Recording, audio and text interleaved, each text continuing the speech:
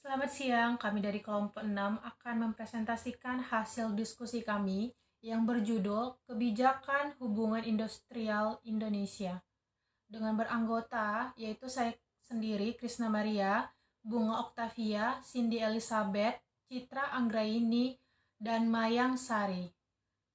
Baiklah, saya akan membacakan yang pertama, Kebijakan Hubungan Industrial Indonesia.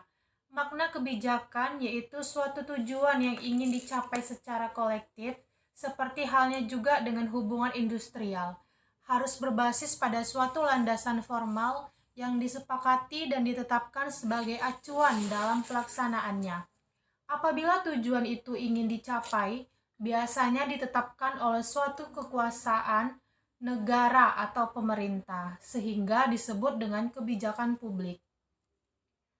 Kebijakan pokok hubungan industrial.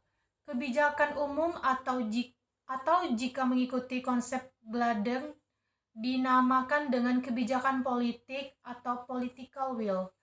Bagi penyelenggara, hubungan industrial di Indonesia ditetapkan dalam batang tubuh Undang-Undang Dasar 1945 pada pasal 27 ayat 2 yang berbunyi, tiap-tiap warga negara berhak atas pekerjaan dan penghidupan yang layak bagi kemanusiaan.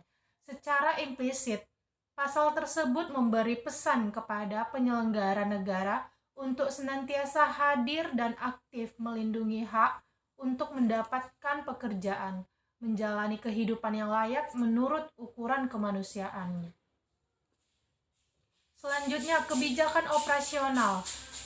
Kebijakan jenis ini merupakan kebijakan yang dibuat untuk mengatur tatanan kehidupan dan hubungan antara pemerintah dengan masyarakat pada satu sektor tertentu, salah satunya pada sektor ketenaga kerjaan.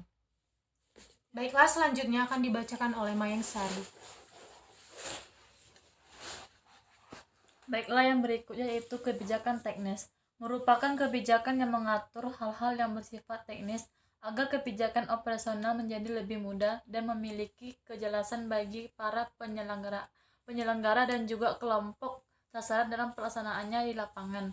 Cukup banyak produk perundang-undangan yang telah ditetapkan dan masih berlaku di bidang hubungan industrial di Indonesia.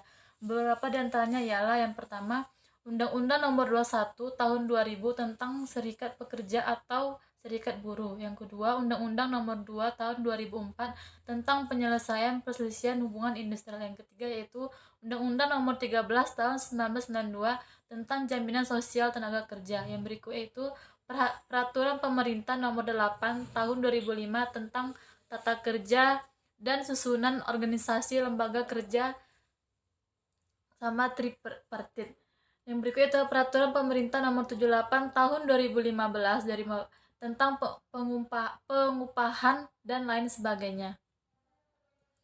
Yang berikut adalah analisis implementasi kebijakan hubungan industrial.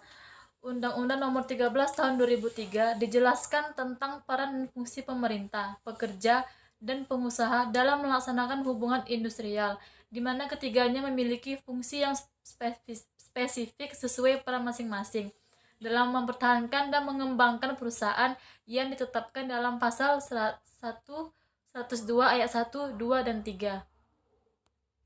Yang berikut yaitu analisa fungsional hubungan industrial di Indonesia, pasal 102 Undang-Undang Nomor 13 Tahun 2003. Yang pertama yaitu pemerintah.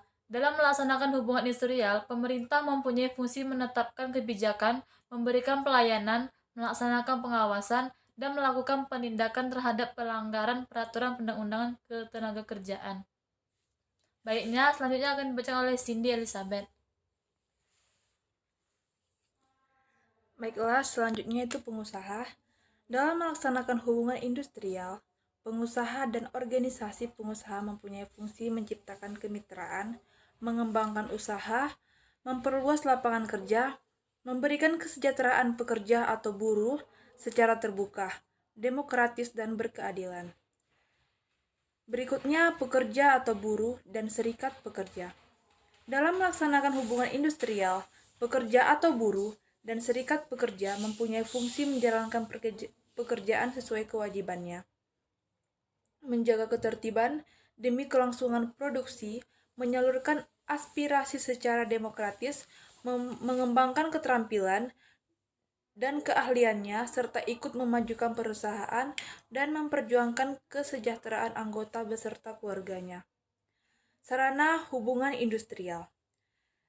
Diperlukan institusi yang dapat mewadahi struktur, fungsi dan proses komunikasi antara pekerja dan pengusaha, yang pada dasarnya merupakan sarana bagi terwujudnya tujuan hubungan industrial.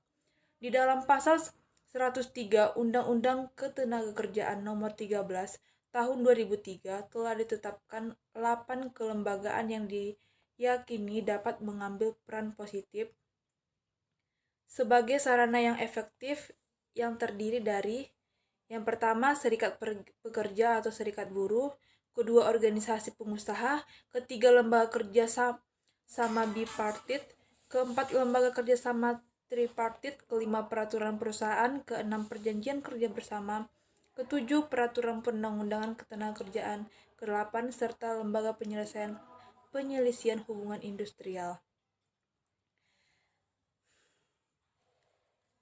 Berikutnya akan ditutup oleh Isnah. Baiklah, sekian dari hasil presentasi kami. Jika ada salah kata, kami minta maaf. Selamat siang.